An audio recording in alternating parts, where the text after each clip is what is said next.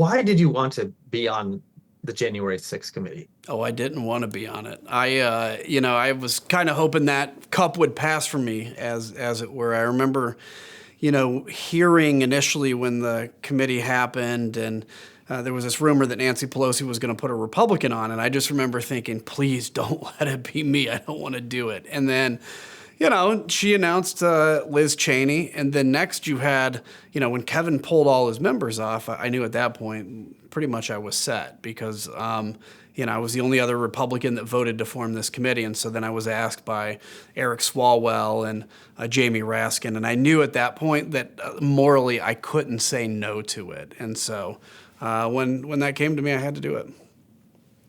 Was the investigation, did it feel personal to you? I mean, you had been there on January 6th. I think Did it feel personal?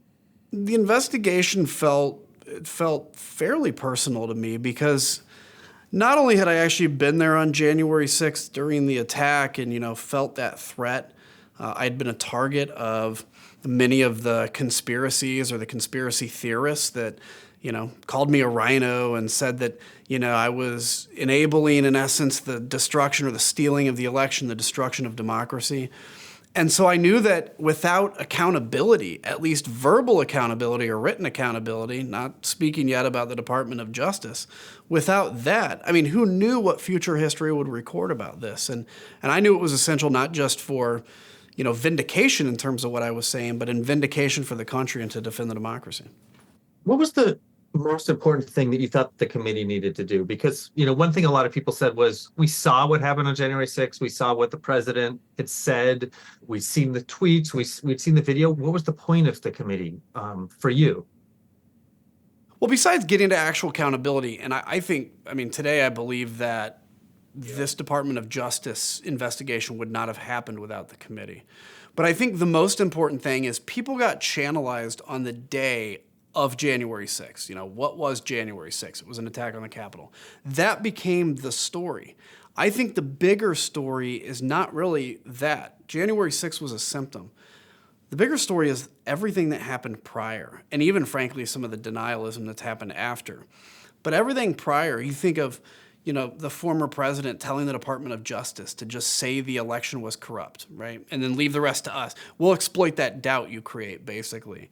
Or doing nothing for 187 minutes. That's what I think was most important, was to broaden America's view from being a really bad day to a really bad problem that we have to address. And I think we were able to do that, to widen that lens. You said, I was going to ask you about it later, but you just mentioned it, which was the indictments. You think that what the committee did was essential to what would happen to him later? I think there is no doubt in my mind that had the committee not done what we did, certainly the Department of Justice would not be as far along in their investigation as they are, and probably would not even be going after the former president. It was interesting. We felt this not just in the media, but we felt this in, interactions with Department of Justice, which is we did our first hearing kind of in that series of hearings over the summer. And all of a sudden there was like a gasp. You almost felt this gasp from the government of like, wow, they actually have a lot of information. Wow, we didn't know that Mark Meadows was discussing X, Y, and Z. And I think it woke them up to the idea that there actually is a connection here that has to be pursued. I think initially they wanted to do like some, like a typical case. We'll start with low level and try to work up to as high as we can get. And I think we made it very clear that this connection is much deeper than just something that kind of organically popped one day. It's interesting. Some people have mentioned that speech that Liz Cheney gives in that summer hearing where she outlines this multi-part conspiracy. When you look back at that speech now, what do you see? Is that like the moment that you're talking about where suddenly the DOJ is paying attention? Yeah, feel free to turn. Yeah, when I look back at Liz Cheney's speech kind of outlining everything, I can see that and go, even for us as other members of the committee, as we listened to that, as we were kind of putting this, the piece of presentation, these presentations together, even we were surprised to actually hear it. It's one thing to read this stuff in your committee, to maybe talk about it. But when you hear it presented as eloquently as Liz Cheney did, but also just as succinctly, I think all of us were still sitting there in some way even dumbfounded at how obvious this is. And that put on us an extra burden to say, how do we make this message cut through? How do we ensure that people are hearing the truth here? But I also think if I could have been a fly on the wall in the Department of Justice during that, I would certainly probably expect everybody sat up and took notice of what she said after that. So let's talk about Liz Cheney. How important was her role? What was her role on the committee? I think everybody on the committee had a really unique role. This is what's kind of amazing is you can point to everybody and say they brought a specific skill set to the committee that was necessary. They brought a specific thing that wouldn't have existed otherwise. Benny Thompson, in allowing Liz to kind of take the lead in a lot of this, did something most politicians don't, which is let somebody else get credit. But Liz was essential for us being able to put together what we did. All of us had lives. We had families we had to take care of. We had other issues in Congress. Liz was very singularly focused on this. She was in almost every, if not every, witness hearing. She put stuff together. And I think she was the one that was really able to see the broad picture and even present that to the other members of the committee. So I think without her, I don't know if we would have been successful at all. You write in a book about her demeanor being sort of sandpapery and say she's a little bit like her father. What do you mean like that? What was she like? Well, she's a great person, but she's very, very determined. And that's a good thing. And you need that skill set and leadership. You need that particularly in this committee at a moment when you had a bunch of everybody with their own ideas, coming at this problem.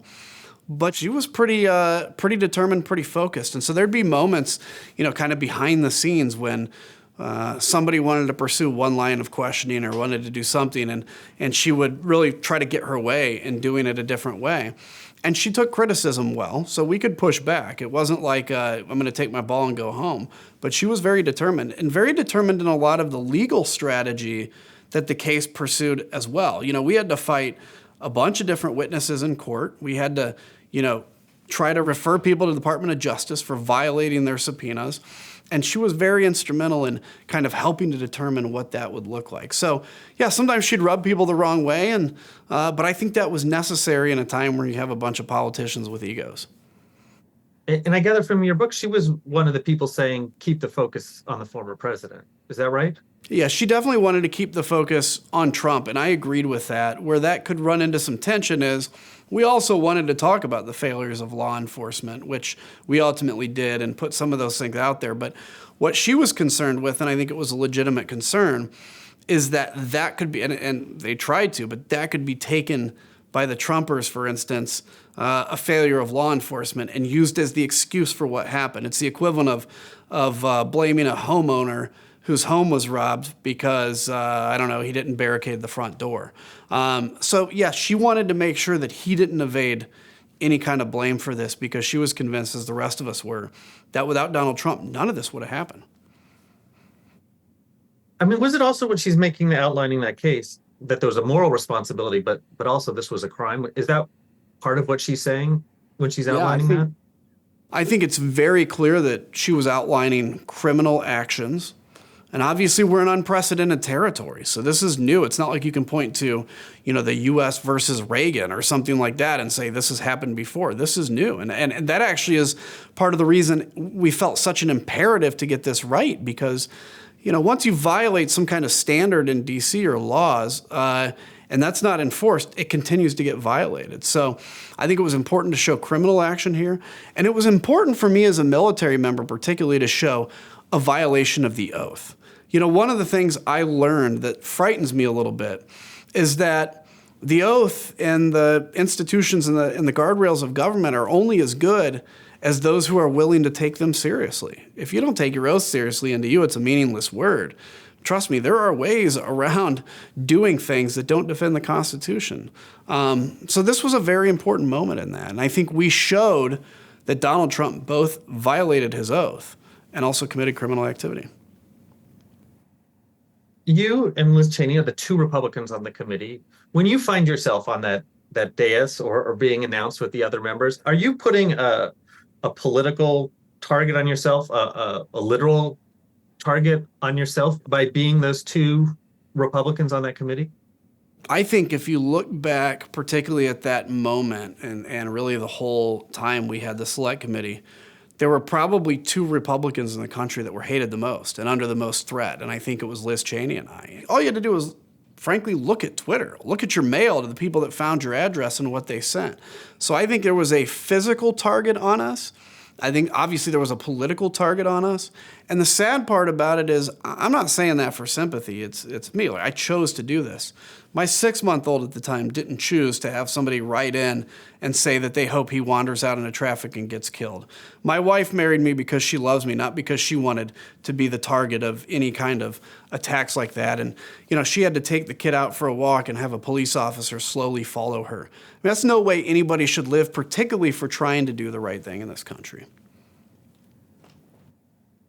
As you get to the period of the hearings, what were you trying to do? What was the committee trying to do as it gets towards, this is the summer hearings, the primetime hearings?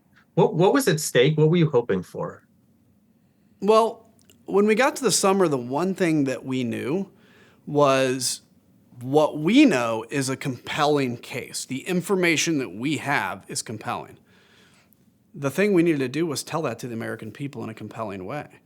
Because what you can't do is just sit there and dryly present information and expect people to be able to connect the dots.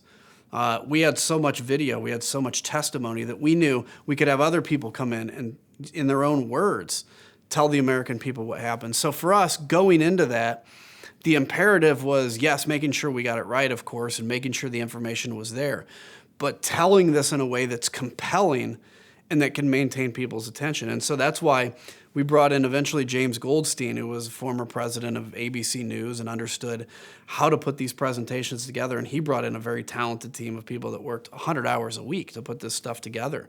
And we presented this in a way that I think was more compelling than probably anything a government body has been able to do.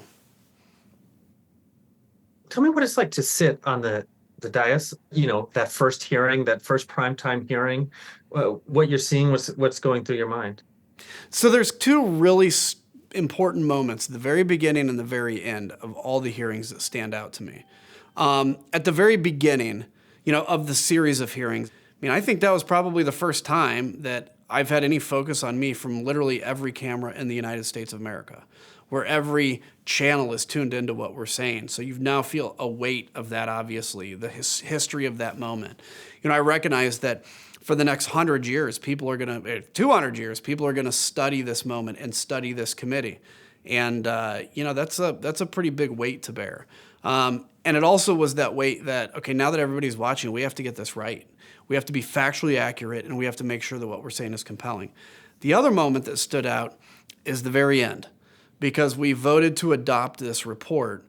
And I realized as I was closing my book I had with me, I realized this was my very last act as a member of Congress. And it hadn't sunk in at the beginning of that day. I knew I was leaving Congress, but I didn't realize that that very moment was the last official thing I would do as a member. And I just remember closing that book, kind of wandering off the dais, taking my last peer at all the cameras that would kind of watch us closely as we left.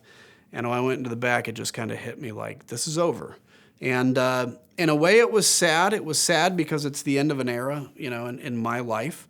It's sad because it was the end of a committee that I thought was so effective and unique. But I was also just sad because, in a way I was happy because it was like everybody kind of dreams of having a moment where they can make such an impact in a career, particularly a political career. And I was able to do that. And very few people in history had the opportunity, and even fewer that did, as we saw, actually carried through and did the tough thing. You and Liz Cheney probably understand the Republican Party, their potential reaction to the committee better than any of the other members. As you're getting going, are you concerned about how it's going to be perceived, about the people we've talked to that say, there were only two and they're not real Republicans on it. It wasn't a bipartisan committee. Were you concerned about how it was going to be perceived? I wasn't really all that concerned because I just knew the facts. The facts are, I think Kevin McCarthy called us Pelosi Republicans, which was laughable. He only did that once because obviously it went over like a lead balloon. And I knew that, look, the fact is we are Republicans. I mean, there's no doubt about this. And so I knew that the attacks on us and the attacks on the quote unquote legitimacy of the committee was going to be by a certain sector of, entertainment and news, the sector that needed to discredit the work of the committee. But I also knew what the truth was. And I knew that we were going to have witnesses. I jokingly said it was a very partisan committee. We only had Republicans testifying, frankly, against the former president of the United States. So I didn't lose a lot of sleep over it because I frankly have been in this business long enough and watched this stuff long enough to know exactly the attacks that were coming my way. One of the most important and interesting things I remember, the very first hearing, the Republicans were supposed to have this like quick reaction messaging thing against us where they were going to quickly tweet out. They did it once and then never did it again because we frankly crushed them informationally and they had no other options. Was there something that stood out to you as a feeling like this was different?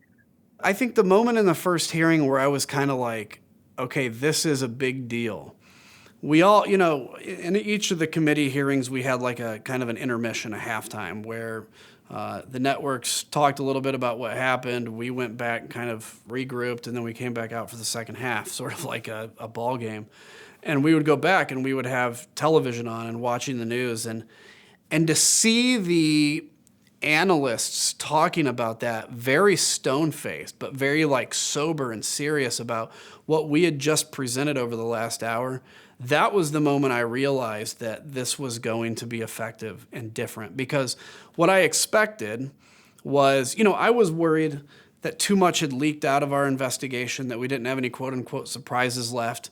I was worried that, people had these expectations that were up here that were unmeetable. And I realized in that first half and just watching the reaction that we had met that expectation and beyond because you could just see it in the face of the people talking. We talked to Rusty Bowers about his testimony, about what it was like to walk into that room and to testify. From your perspective, as you're watching him walk in, he walks in with Gabriel Sterling and Brad Raffensperger. When you see Rusty Bowers come in, what are you thinking about him in a moment like that? It's interesting because I see somebody like him, and I'm very proud that, he's standing up and he's going to come in and tell the truth. But there's also part of me that's really worried because I know the pressure that's going to come down.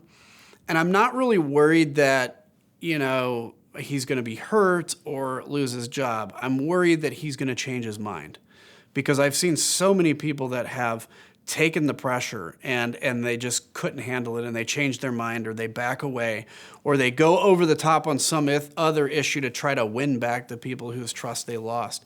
That's the thing that actually I was always scared about because to me, the threat wasn't safety and security and losing a job. The threat was the capitulation of the will and the determination to do the right thing.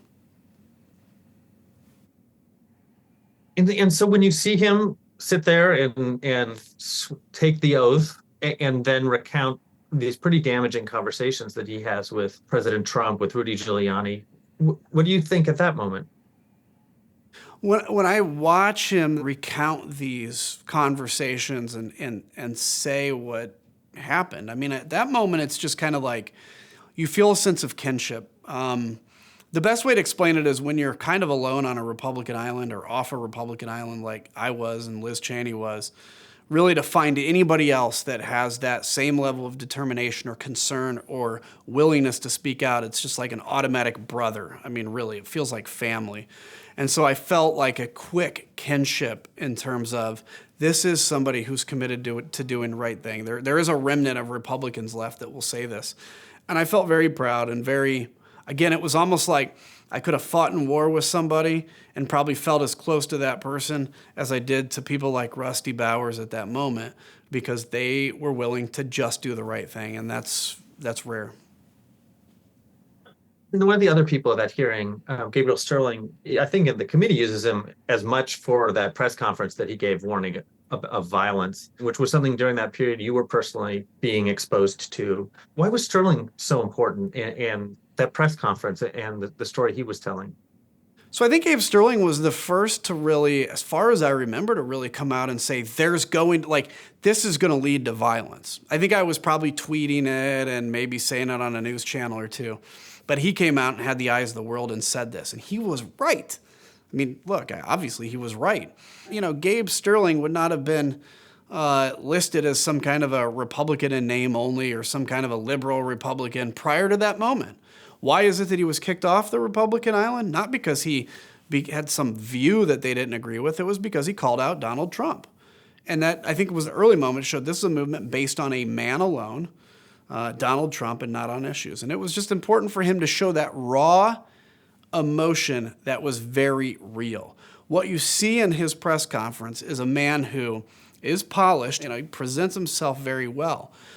But that was a raw human emotional moment and true concern, and I think the world felt that. You led the hearing on DOJ pressure. Why did you want to lead that hearing?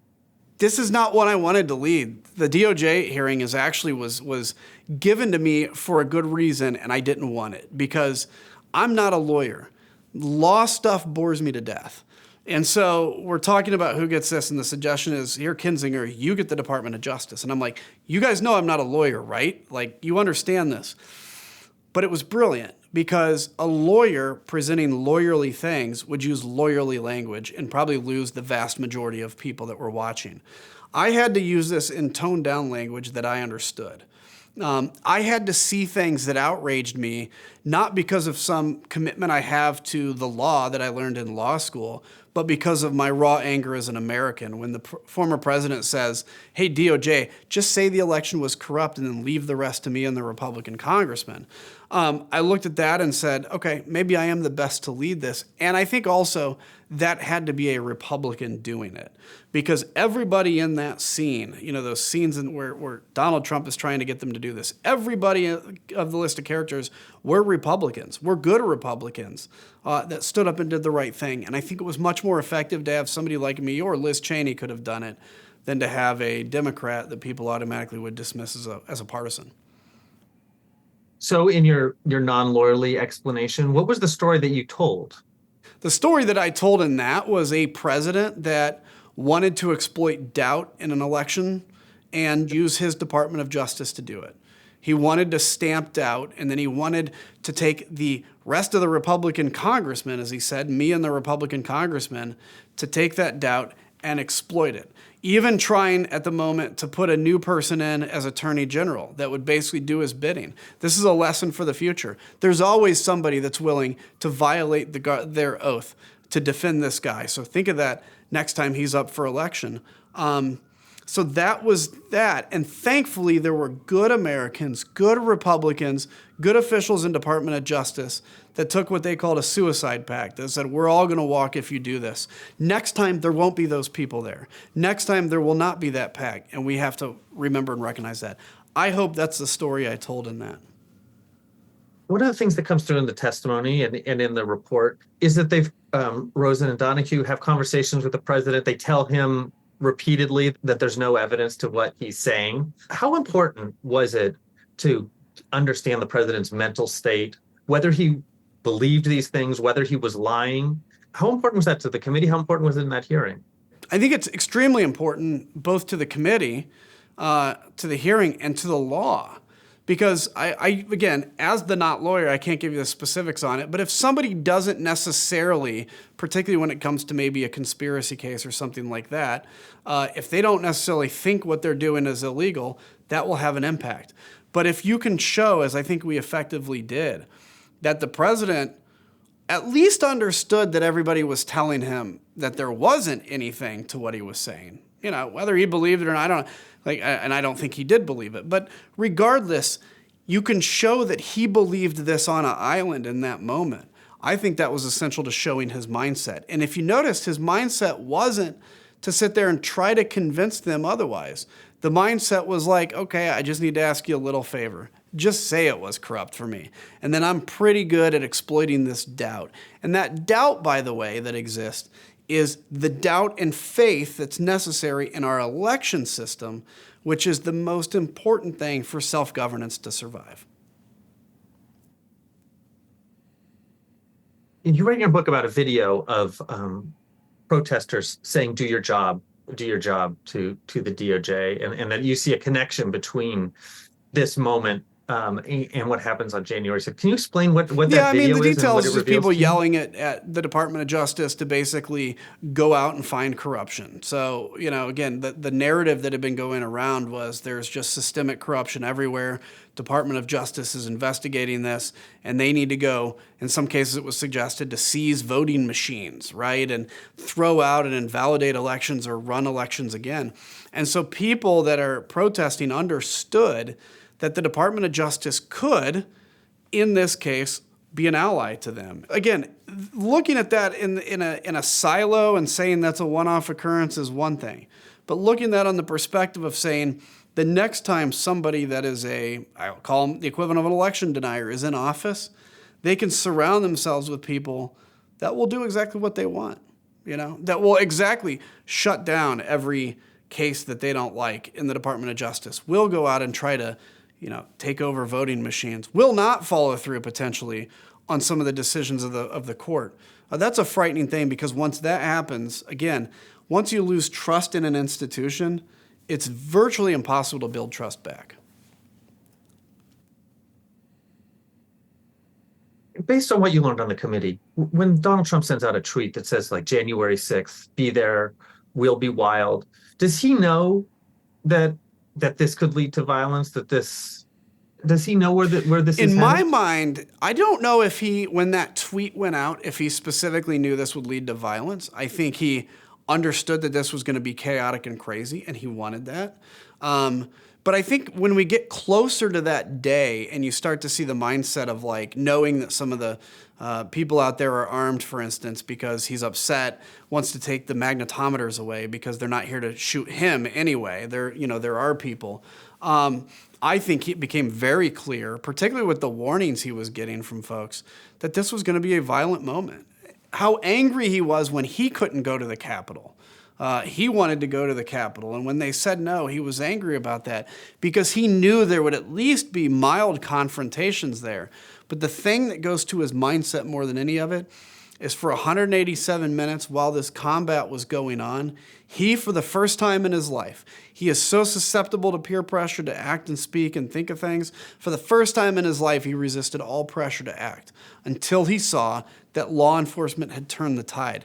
And only when law enforcement turned the tide did he then begrudgingly try to cover his backside and look like he was against the violence in the first place. But for 3 hours, he was sitting there watching the news, wondering if his people would win. And he knew that all he had to do was put out a tweet that said stop, and it would be over. I mean, so this was another hearing that I think you co-lead, the 187 minutes hearing. Was this one you wanted to lead? Why was that one important to you? We both, so Elaine, Lori, and I decided to lead the 187-minute hearing and frankly requested it because we were both the veterans on the committee. We think a key part of talking about this 187 minutes is the recognition that Trump proactively failed to follow his oath, to defend the Constitution, to defend a constitutional branch of government. Well, everybody on that committee had taken one form of the oath, but Elaine and I had taken that oath twice and in two different capacities, as a member of Congress and as a military member. And I think it was important for us to just hopefully express that outrage of how there are people that are willing to die for this country, and this guy couldn't even follow through on his basic oath thing that wasn't even going to cost him his life or even put him in danger. And so that's why it was important for us, I think, to tell that story as who we were, because we had seen this from a different perspective. And then how do you piece it together? Because it sounds like, the diaries are missing. There's not a lot of records. People don't want to talk to you. So how do you put together a hearing like that? We had so much information, and if you would have looked at the proverbial cutting room floor in each of these hearings, I mean, we were cutting basically half of the hearing out because, we had to prioritize which is the most powerful evidence. We were able to put sometimes conjecture, if somebody said this, here's what they must have meant. We had a lot of text messages that connected dots, and we had a lot of cooperating witnesses that would come in and say, hey, we have a suspicion that maybe whatever, XYZ was the case. Can you confirm or deny that? Well, yeah, I can confirm it. I was there. I saw it. And so we really had more information than we knew what to do with. We certainly hit a wall. There was points, I wish we could have gotten more information about the role of Secret Service and some of those questions that came up at the end, but we had a time limit on us. And I think we were able, really just in the nick of time, to get enough information to put a compelling case forward. And we were able, hopefully, to hand that on a silver platter over to the Department of Justice so they can use their, in many cases, more tools to compel people to talk, to get some of the holes filled that we weren't able to. How did you hear about Cassidy Hutchinson's testimony? There's this very dramatic hearing. How did you first hear that this was going to happen? I got a text, I believe, from Jamie Fleet, who was Pelosi's guy, asking me, can you be here in 48 hours or something like that? Because we were out for that week, I think, or there was some reason. And I'll tell you what, one of my biggest annoyances in Congress is actually getting alerted to go back to D.C. when you have plans because, doing something else.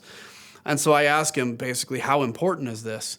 And he goes, it's really important. And I thought at that point I didn't need to know all the details because too much stuff leaked out anyway, again, from the committee. And I knew this was important. But I ended up getting the conversation and finding out, of course, that, it was Cassidy Hutchinson. So we all went back to D.C. We went into the SCIF where classified information is discussed. And she talked about the information that Cassidy had come forward with. And again, Cassidy Hutchinson had changed her lawyers because her other lawyer was Trump funded and she had felt he was encouraging her not to be truthful. And just the information we got was obviously really compelling and filled in a lot of holes. And we thought it was important to put her in front of the American people. She's a very compelling person. She's a very honest person. And that was really the right moment, I think, to do that. But yeah, it was a surprise to me. What was it like to watch her come out? She's relatively young and center of this very dramatic moment. What the potential costs are to her life in a personal way to come out and testify. What are you thinking as she walks into the room? When Cassidy walked into the room to testify, I was fairly kind of internally choked up because I was really proud. I had known Cassidy just kind of, what I call a couple of Kevin Bacons away. I'd never really met her, but, talking through a couple people.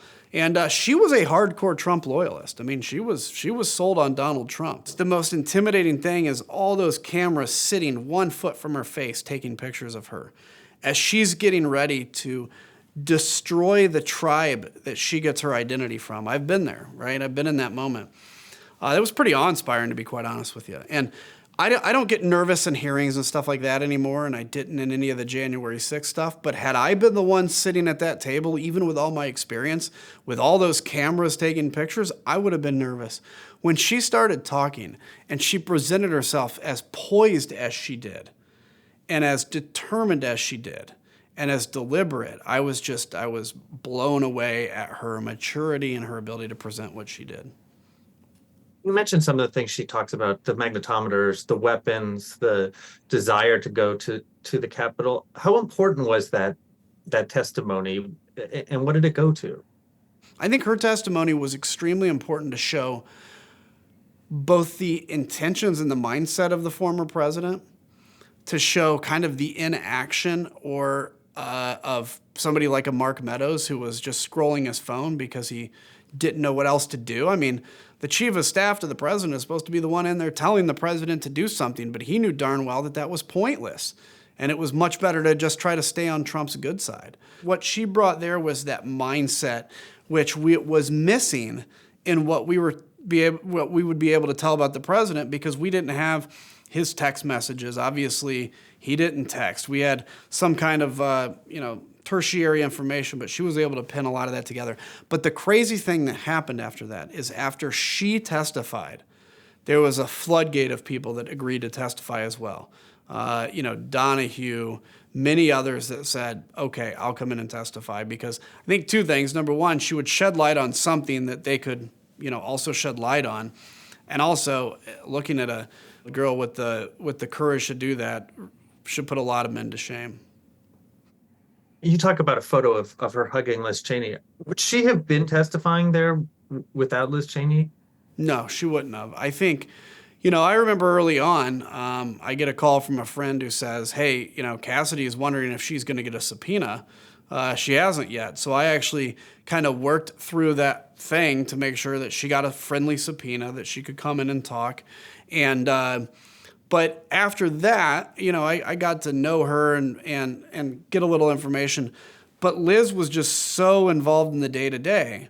And obviously, if you're somebody like a Cassidy, to have a Republican there, whether it's Liz or me, is really beneficial, because there's a natural mistrust between the parties. I think she was able to get Cassidy to a point where she was comfortable enough, where she was able to remember stuff, and frankly, where she was courageous enough to get rid of a Trump-funded lawyer. I mean, think about the fact that you're a person with no money. Now there's lawyers that are $800 an hour. You can't afford them.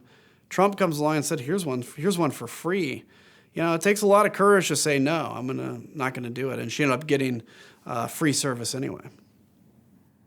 When you look back, once you're on the committee and you have full access to, or not full access, but as much access as the committee gets to understanding these events that happen, something like the pressure on Mike Pence, let's say, how close do you think we came? How much worse could things have been if, say, Mike Pence had made a different decision?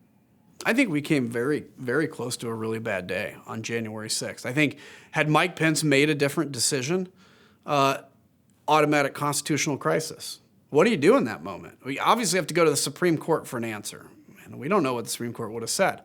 What would have happened if the ballots had been taken, stolen, or burned by the insurrectionists that day? That thankfully a Senate clerk had the presence of mind to grab them and remove them, because according to the Constitution, you don't count the votes based on what was reported on the news. You count the votes that were legitimately certified and put in front of you. What if those were burned, torched, or lost? You have to now go back to the state to recertify an election. Then what? What are those debates like? What happens if some of those local election clerks that felt that pressure had actually capitulated? What happened if Brad Raffensperger would have tried to find the 11,000 whatever votes? There were so many things that almost divinely held, but they held just barely. That next time, people going into this with a plan and an understanding of where those weaknesses in the system are can do real damage. You held the president responsible from the very beginning, but by the end of this, what has the committee learned, added to what you know, that when you look back at what happens, that you feel like you've added to the history, especially as regards to his responsibility? I think the committee was able to really put together and learn the fact that this is something that didn't spontaneously happen on January 6th. It wasn't just a bunch of people that showed up, ticked off, and then all of a sudden they accidentally crossed the line and, oh no, we just let this get out of us. We were able to show the planning that occurred, the mindset that occurred prior to that, the fact that the president wasn't just kind of, as he likes to portray himself sometimes, just haplessly bumbling along the tide, and the tide was the thing that did January 6th, but he was just along for the ride. He had the presence of mind to know what he was doing, and he was determined to not lose an election that he had lost. I think that's important for historical facts, for historical context. And I hope the impact of it was to be able to just remind the American people that while we've gotten used to democracy as being kind of an easy thing because it's just what we were raised with, it actually is something that needs defending. And that oath that we take actually means something bigger than just some words on a paper or with your hand raised. At the end of it all, and the risks you've taken, that Liz Cheney took, the witnesses take, the millions of people who watch, when you look at the polling of Republicans, or you talk to your own family, and you see, even though you put out all of the documents, the supporting documents, you put out the report, you do the televised hearing, that he's, the presumptive nominee, that many Republicans don't believe the committee. I mean, how does it feel personally? Well, And looking at kind of where that polling is now and people's thoughts, particularly in the party, I mean, I certainly wish we were somewhere else with this. I certainly wish the Republican Party would have taken that moment to take the off-ramp, right? To move on, to turn the page, to find something new, and they didn't. I can't own that because I don't think we could have presented a more compelling set of facts than we did. And so that is where I believe in personal responsibility. Everybody is responsible for what they believe, what they think. All I can do is put those facts in front of them. But the thing I know is we're still a country that elects people based on whoever gets more than 50% of the votes. And I know that Democrats, independents, and some Republicans believe the truth about what happened on January 6th and are very, very apt to never elect a guy or re-elect a guy that did that. And so to me, I think it's important for the defense of democracy, but it's something we can't take for granted. It's still possible he may win again. But I feel very compelled that when my kid reads about this in the history books, when he reads about what his dad did in the history books and he reads about what happened, he'll actually read about the truth and not some conspiracy like this was the FBI or Antifa. He'll learn that this was an insurrection launched by the former president of the United States, an attempted coup, and that the former president will ultimately be held accountable for that. Just on a personal level, if your friends, one-time friends, your family, that you can't convince them, I mean, does that not make you despondent or angry? I've been through, with the inability to convince certain people, I've been through all the stages of grief on that. And you go through anger, through denial. We can always fix this. I can't believe they would do this. I can't believe they believe this. You go through all those stages and finally you get to acceptance. And that's where I'm at. You know, look, if there's extended family that disown me, there is, by the way, you know, that's on them. I don't need to expose myself to that toxicity and I don't need to convince them of anything. That's what they own. My co-pilot in Iraq that sent me a text telling me he was ashamed to have ever flown with me because I was telling him the truth. You know what? That's on him. That's the poison in his heart. He chooses to believe the misinformation. All I can do is accept that now and fight against it, but I've gotten past letting it bother me. But certainly it went through its stages of anger. So where we are now, the indictments, the pending trials, but we're especially interested in the federal trial, but the pending trials, does it matter? Does the criminal accountability matter? Yes, I think the criminal accountability of Donald Trump matters. You know, we never want to be a country that just prosecutes the last administration because we're ticked off about something they did. But we also cannot be a country that says an attempted coup is okay as long as it failed. Because then the incentive to ever try something like that is huge. Because if you succeed, you can just stop the investigation. It is essential in this moment that the former president face justice. I believe it's essential that he ends up in prison. And we show the American people that nobody is above the law, even the former president of the United States. And the people who we've talked to who say, they're going to blow everything up. You're politicizing the investigations. You're injecting the Department of Justice into presidential politics. Those dangers, are they real? I think it's a very real threat. But if we don't do it because of a fear of what they're going to do or violence, you've now basically made the marker that violence threatened is okay. It's the most effective way to compel politics. And so we have to, especially in the face of threats of violence, that's when we have to push the hardest. That's when we have to double down. That's when we have to say we will not be intimidated. Because if we're intimidated, God help us to be able to govern ourselves in the future. And do you think that the system can hold? I mean, you have a whole report, a whole committee hearings about a former president who tried to find a way around the rule of law, around the election, and now putting tremendous stress on our criminal justice system, talking about judges, about perhaps using the election as a way to get out of criminal trouble. I mean, how big are the risks? And you know, can he take that same strategy he took with the election to the trial?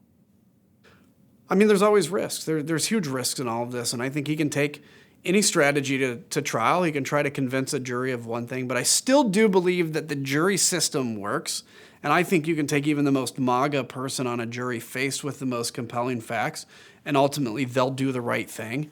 And so, yeah, there's strains to the system. There's going to be another stress test coming in some level, whatever that is. But we can hold. It's not a guarantee. We can hold, but really the thing that determines that is, are we going to be people that are true to the oath, true to the Constitution, and true to our commitment to broader humanity, or are we going to be consumed by the anger of the daily politics?